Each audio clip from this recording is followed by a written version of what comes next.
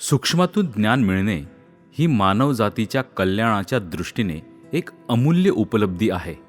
सूक्ष्म हे सुंदर, आकर्षक आणि मोहक असते, कारण ते आपल्याला अधिक जवळून आणि लक्षपूर्वक पाहण्यास प्रवृत्त करते. चला तर गोष्ट ऐकूया स्थूलाकडून सूक्ष्माकडे प्रवास करणाऱ्या एका ध्येयवेड्या कलावंताची. नाशिक जिल्ह्यातले 3.5 शक्तिपीठांपैकी अर्धपीठ असलेल्या सप्तशृंगी मातेच्या वणीजवळचे देवळा गाव. याच देवळाचा एक अवलिया कलाकार भगवानदास खरोटे. अभियांत्रिकीची पदवी घेतलेले, व्यवसायाने ज्वेलर्स आणि निस्सीम गणेश भक्त असलेले खरोटे आपला व्यवसाय, आपली कौटुंबिक जबाबदारी सांभाळत एक आगळावेगळा छंदही जोपासतात. सूक्ष्मातून सौंदर्याकडे, अर्थात सोने या धातूमध्ये विविध सूक्ष्म गणेश कलाकृती साकारण्याचा. जवळच्या लोहनेर गावी असलेल्या स्वयंभू सिद्धी गणेशाच्या मंदिरासमोर गणेश मूर्ती घडवण्याचा संकल्प सोडत त्याच दिवशी सोन्याचा सूक्ष्म गणपती साकारत त्यांनी जणू प्रत्यक्ष सुवर्ण स्वप्न साकारले. तो दिवस होता अंगारकी चतुर्थीचा. या सूक्ष्म कलेचा श्री गणेशा तसा 1990 साली डाळीच्या दाण्यापासून सुरू झाला. डाळीवर सूक्ष्म गणपती साकारत त्याला सूक्ष्म सुवर्ण अलंकारांनी सजवण्यात आले आणि दादर, मुंबई येथे राज्य पातळीवरच्या प्रदर्शनामध्ये त्यांच्या कलेची दखल घेत त्यावेळीचे मुख्यमंत्री श्री विलासराव देशमुख यांच्या हस्ते त्यांना प्रथम पारितोषिक देऊन गौरविण्यात आले. आणि हीच ऊर्जा घेऊन सुरू झाला त्यांचा सूक्ष्म गणेश प्रवास. कालांतराने डाळीवरचा गणपती किड्या मुंग्यांनी खाऊन टाकला. उरले फक्त सुवर्ण अलंकार. भगवानदासांना या गोष्टीचे खूप दुःख झाले. उरलेल्या सुवर्ण अलंकारांकडे बघत त्यांनी निर्णय घेतला की इथून पुढे सर्व बाप्पा सोन्यातच साकारायचे. आणि बाप्पाच्या आशीर्वादाने त्यांचा सूक्ष्म सुवर्ण गणेश साकारण्याचा श्री गणेशा झाला तो आज तागायत, म्हणजे गेली 35 वर्ष अव्याहतपणे सुरू आहे. सोने म्हणजे ग्रॅममध्ये नाही बरं का, तर अगदी मिलीग्रॅम एवढ्या कमी सोन्यामध्ये ते या कलाकृती साकारतात. त्यामुळेच या कलाकृती इतक्या सूक्ष्म असतात की त्यांना बघायला लागते सूक्ष्मदर्शिका. हो, 1 mm पेक्षा लहान ते 1.25 स्क्वेअर इंच जागेत तब्बल 256 सुवर्ण गणेश त्यांनी साकारले आहेत. गायक, तबलावादक, हार्मोनियम वादक, सनई वादक, वीणा वादक, झुल्यावर बसलेला, हातात तिरंगा घेतलेला, चहाची किटली आणि कप बशी घेतलेला, मखरातील गणेश मूर्ती, सोन्यावरील अष्टविनायक गणपती, मंगोलियन शैलीतील श्रीमूर्ती, कांगीतेन या प्रकारातील 2 श्रीमूर्ती एकमेकांची गळाभेट घेताना या कलाकृतीवरील वस्त्रे आभूषित करून त्यावर त्यांनी रंगकामही केले आहे. विविध रत्नांवर अगदी मोत्यापासून ते पाचूपर्यंत त्यांनी गणेशाची सूक्ष्म, अतिसूक्ष्म, विविध आकारातील वैशिष्ट्यपूर्ण नॅनो विविध सौंदर्य भाव असलेल्या गणपतीचे रूपे साकारली आहेत. बाप्पाच्या नजरेतनं जर तुम्ही सृष्टीकडे बघायला लागले तर सृष्टी तुमच्यापुढे बाप्पाच्या स्वरूपात सहजासहजी प्रकट होते असा मला अनुभव यायला लागला. बाप्पाशिवाय मला काही उमजत नव्हतं, बाप्पाशिवाय मला काही समजतही नव्हतं. तेव्हा मी हे इतकं सूक्ष्म पातळीवर सोन्याच्या माध्यमातून बाप्पाचं आविष्कार करू शकलो, दाखवू शकलो, प्रकट करू शकलो. केवळ भारतातील नव्हे तर परदेशी शैलीतील गणपती देखील त्यांनी साकारले आहेत. सोन्यापासून साकारलेल्या या सूक्ष्म गणपतींचा हा एक जागतिक विक्रम आहे असा त्यांचा दावा आहे. एक कलाकृती साकारताना त्यांना रोज सलग 8-8 तास तल्लीन होऊन काम करावे लागते. ही निर्मितीची प्रक्रिया म्हणजे सभोवतालच्या बाह्य गोष्टींपासून अलिप्त होत त्या सुंदर ध्यानावर समर्पित होऊन मूर्त भक्तीमध्ये रूपांतरित होत असते. हा सूक्ष्म सुवर्ण गणेश कलाप्रकार साकारणारे ते एकमेव कलाकार आहेत. साध्या डोळ्यांना ढोबळ स्वरूपात दिसणाऱ्या या सूक्ष्म कलाकृती सूक्ष्मदर्शिकेतून बघताना मात्र मंदिरात जाऊन आपण एका मोठ्या बाप्पाच्या आखीव रेखीव मूर्तीचे दर्शन घेतोय की काय, इतक्या त्या सुबक आणि सुंदर दिसतात. गणेश आणि त्याच्यावरच्या बारीक बारीक अलंकारिकतेचा आपण आनंद घेत असतो. विशेष म्हणजे या सगळ्या कलाकृती कुठल्याही आधुनिक पद्धतीचा वापर न करता पारंपरिक सोनारी हत्यारांचा वापर करून घडविल्या आहेत. वयाच्या 28व्या वर्षापासून मी साधारणतः सूक्ष्म स्वर्णकलेला सुरुवात केली. मी त्या काळात आधुनिक साहित्य, हत्यार, अवजार उपलब्ध नव्हते, तर काही गोष्टी मला स्वतःच बनवून घ्यायला लागल्या. त्यावेळेस गॅस गन किंवा जोडण्याचे जे आधुनिक अलीकडेचे आहेत तिथं साधनं होती, पण मी ती बनवून घेतली. माझ्या सुरी त्यांच्यामध्ये छोटा बदल करून घेतला आणि घडवली. आता अलीकडे हे काही 275 गणेश मूर्ती ज्या बनवल्या, त्या बनवताना मला एक विशिष्ट अवजारांची गरज होती. तर ते अवजार बनवूनच घ्यावं लागणार होतं मायक्रो स्वरूपात. एक असा अपघात घडला की कात्री माझ्या हातून पडली, उलटी पडली. तर तिचं नोक होतं, तिला एक असा मोल्ड मिळाला, असा ट्विस्ट मिळाला की मला जे पाहिजे होतं ते मिळालं. त्याच्यातून माझं बाप्पांचे छोटे छोटे नाजूक हाताची बोटं मला तयार करता आली. त्या कात्रीने स्वतःलाच आकार देऊन घेतला. ही बाप्पाचीच कृपा, बाप्पाचीच लीला मी समजेल. ते बेंड होणं माझ्यासाठी अनुकूल होती आणि मला त्याचा अख्खा संपूर्ण कारागिरीमध्ये उपयोग होतो. चहाची पिठी धारण केलेले बाप्पाचं निर्मिती करायची होती.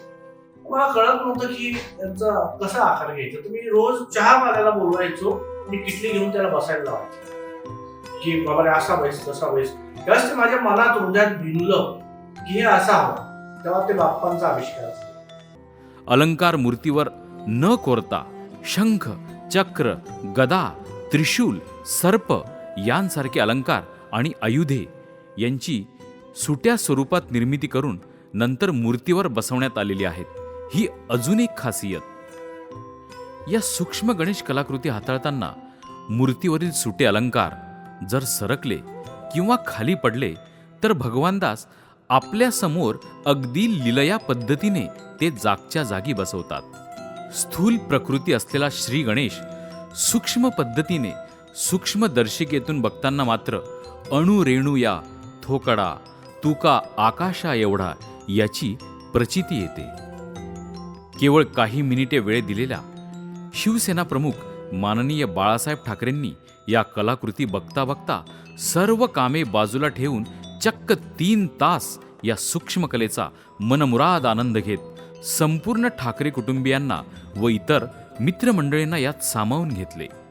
एवढ्यावरच न थांबता बाळासाहेबांनी दादरचे शिवसेना भवन या कलाकृतींच्या प्रदर्शनासाठी उपलब्ध करून दिले. एका कलाकाराने दुसऱ्या कलाकाराला दिलेली यापेक्षा उत्तम दाद ती कोणती? त्यावेळचे महाराष्ट्राचे मुख्यमंत्री श्री मनोहर जोशी, सांस्कृतिक मंत्री श्री प्रमोद नवलकर, कालनिर्णय दिनदर्शिकेचे संस्थापक श्री जयंत साळगावकर, श्रीमंत दगडूशेठ हलवाई गणपती ट्रस्टचे अध्यक्ष श्री गोडसे यांसारख्या मान्यवरांनी भगवानदास खरोटे यांच्या कलाकृतीचे भरभरून कौतुक केले आहे. माजी राष्ट्रपती आदरणीय प्रतिभाताई पाटील यांच्या हस्ते 2015 साली त्यांना सिल्वर एज उटोपियन या आंतरराष्ट्रीय संस्थेने आयोजित केलेल्या इंटरनॅशनल ज्वेलरी डिझायनर पुरस्काराने गौरविण्यात आले आहे. नुकतेच लोकमत वृत्तसमूहाने त्यांना ब्रँड्स ऑफ नाशिक हा पुरस्कार देऊन त्यांच्या कलेचा यथोचित सन्मान केला आहे. तसेच गिरणा गौरव पुरस्कार, लोकसेवा अकादमी पुरस्कार यांसारख्या अनेक पुरस्कारांनी त्यांना मानांकित करण्यात आले आहे. संगीत, गायन, चित्रकला, वादन यांच्या आनंदाबरोबरच अध्यात्म, रत्नपारखी, ज्योतिषशास्त्र यांचा अभ्यास असलेल्या भगवानदासांना या कलाकृती घडवताना खूप वेगवेगळ्या अनुभूती आल्या आहेत, असे ते आवर्जून सांगतात. बाप्पा हे 64 कलेचे 14 विद्यांचे अधिपती. बाप्पाची लीला अनंत आहे, बाप्पाची कृपा अनंत आहे. आतून बाहेरून बाप्पाचंच आहे. आणि मला एक 4थीत असताना एक ज्योतिषी आले आणि त्यांनी सांगितलं की हा जो मुलगा आहे हा जगप्रसिद्ध होईल आणि याला नेहमी जगापेक्षा आगळं वेगळं करायला आवडतं आणि असंच करेल. मला त्या शब्दाचा अर्थ समजत नव्हता, पण जगापेक्षा आगळं वेगळं हे माझ्या मनात ठसलं. अनेक ठिकाणी प्रदर्शन भरवलेल्या भगवानदास यांना एवढ्यावरच न थांबता अजून बऱ्याच कलाकृती साकार करण्याचा त्यांचा मानस आहे. त्यांच्या या कलाकृतीला आंतरराष्ट्रीय स्वरूप व दर्जा देण्याची त्यांची इच्छा आहे. या अवलियाला भेटल्यानंतर एक एक कलाकृतीचे वर्णन त्यांच्या तोंडून ऐकता ऐकता ती कलाकृती बघणे म्हणजे पर्वणी असते. या कलाकृती बघण्यासाठी त्यांच्याकडे जुन्या सूक्ष्मदर्शिकेपासून तर डिजिटल सूक्ष्मदर्शिका उपलब्ध आहेत. अनेक मान्यवर, कला रसिक आणि दर्दी मंडळी खरोटे यांच्या घरी प्रत्यक्ष जाऊन या कलाकृतीचा आनंद घेत असतात आणि त्यांच्या कलेचा यथोचित सन्मानही करत असतात. जगाच्या पाठीवर सुवर्ण धातूंपासून अद्भुत कलाकृती केवळ भारतातच साकारल्या गेल्या आहेत. मग ती कृष्णाची सोन्याची द्वारका, रावणाची लंका, श्रीशैलम, काशी विश्वेश्वर मंदिराचा सुवर्ण कळस, मंदिरे ते छत्रपती शिवाजी महाराजांचे रत्नजडित 32 मण सोन्याचे सिंहासन या वैभवशाली सुवर्णकलेची साक्ष देतात. सुवर्णकारांनी साकारलेल्या आपल्या या वैभवशाली सुवर्णकलेला जगासमोर सादर करण्याची श्री भगवानदास खरोटे यांची वैश्विक मनोकामना आहे. त्यांच्या या सूक्ष्म सुवर्ण गणेश मूर्ती बघितल्यानंतर ज्या ज्या विविध कलांनी आपल्या भारताला समृद्ध व वैभवशाली बनवले, त्यातलीच ही सुवर्णकला. सोने व सुवर्णकलेने एक संपूर्ण सुवर्ण युग निर्माण करणाऱ्या भव्य, दिव्य, उज्ज्वल, वैभवशाली सुवर्णकलेला भगवानदास यांनी त्यांच्या कलेच्या माध्यमातून उजाळा देत जगासमोर जणू या सुवर्णकारांच्या पारंपरिक सुवर्ण हस्तकौशल्य कलेचा समृद्ध व ऐतिहासिक नजराणा पेश केला आहे. कला किंवा प्रवास जो आहे तो माझ्या जन्माच्या आधीच होता, पण जेव्हापासून मला समजायला लागलं तेव्हापासून मी त्यांचे डेडिकेशन, त्यांचं जी काही डिवोशन आहे, जे काही एफर्ट्स त्यांनी घेतले ते पाहिले. एवढे सगळे हेल्थ इश्यूज ओव्हरकम करून, फॅमिली आणि बिझनेसला बॅलन्स करून त्यांनी जो काही त्यांचा छंद जोपासला आहे किंवा त्याच्याप्रती जे काही त्यांनी डेडिकेशन दिलेलं आहे ते खरंच खूप इन्स्पायरिंग आहे.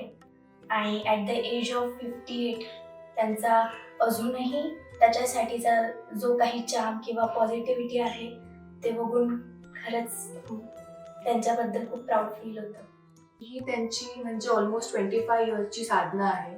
ते एक मेडिटेशन आहे आणि ते काही असं एका दिवसात किंवा एका वर्षात शिकण्यासारखं अजिबातच नाही आहे. मला आठवतं प्रत्येक गणेशोत्सवात ते रोज इथून लोणेरला ऑलमोस्ट जे 8 ते 9 किलोमीटर आहे ते पायी जातात घरापासून. योगामध्ये पण त्यांना खूप इंटरेस्ट आहे, तो त्यांनी बरेचसे कोर्सेस केले आहेत योगाचे.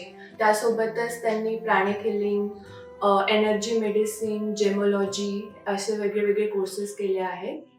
सूक्ष्म गणेश कलामूर्ती बनविण्याचा त्यांचा हा प्रवास खरं तर माझ्या लग्नाच्या 2 वर्ष आधीपासूनच सुरू झालेला आहे.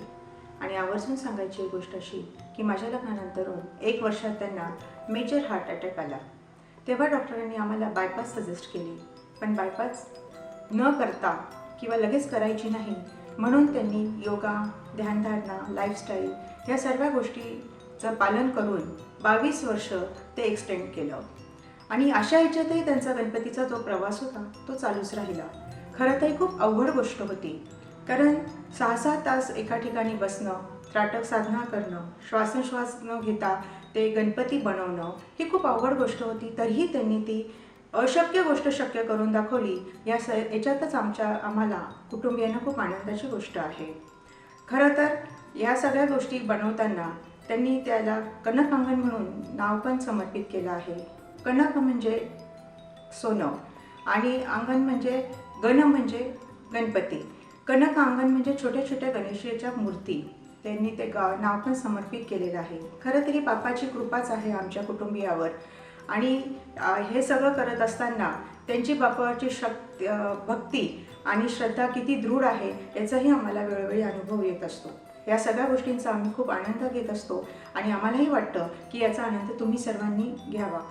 दूरदर्शन, विविध वृत्तपत्रे, अनेक न्यूज चॅनल्स, 90च्या दशकातील प्रतिभावंत कलाकारांची दखल घेणाऱ्या सुरभीसारख्या दर्जेदार कार्यक्रमांनी भगवानदास खरोटे यांना व्यासपीठ निर्माण करून दिले.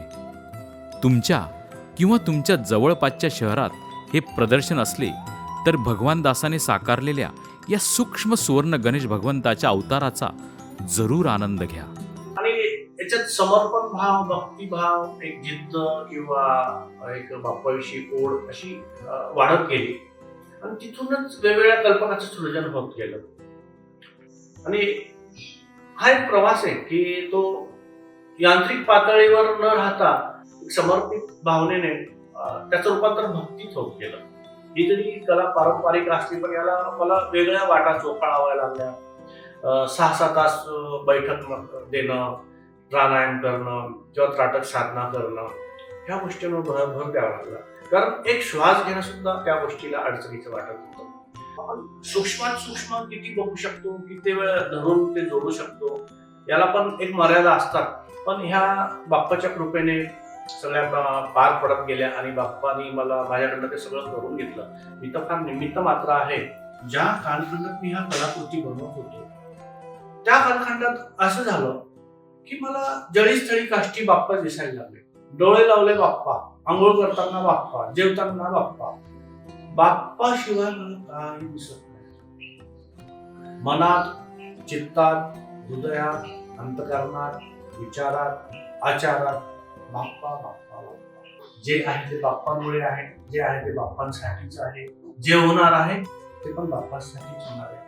ही सगळी कला बाप्पांना मी समर्पित करतो. माझं काहीच नाही, मी फक्त निमित्त आहे. जे काही ते बाप्पांमुळेच आहे. बाप्पाची अखंड कृपा असेल की जगात सुख, शांती, समृद्धी, आनंद, समाधान नांदावं एवढी बाप्पाकडे मी विनंती करतो. 14 विद्या आणि 64 कला असलेला अधिपती गजानन श्री भगवानदास खरोटे यांच्याकडून अशाच सुंदर, सूक्ष्म, सुवर्ण कलाकृतींची निर्मिती करीत राहो आणि आपल्या सर्वांना त्याचा आनंद मिळत राहो ही शुभकामना.